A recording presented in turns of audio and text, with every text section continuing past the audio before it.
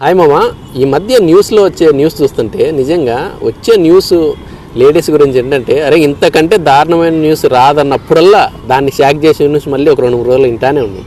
ఈ మధ్య చూస్తున్నాం భర్తలను భార్యలు చంపేస్తుండ్రు, వాటిల్లో రకరకాల స్కెచ్లు వేస్తుండ్రు వస్తున్నాయి.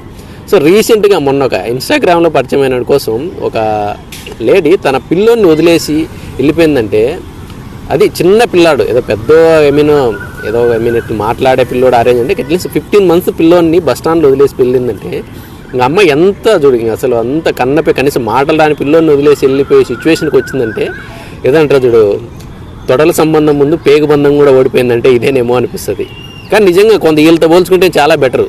ఆ పిల్లోని ఎక్కడో రోడ్లపైన బజార్లో వదిలేసింటే ఏ బెట్టింగ్ మాఫియాకు దొరికి వాడి జీవితమే నాశనం అయిపోయింది.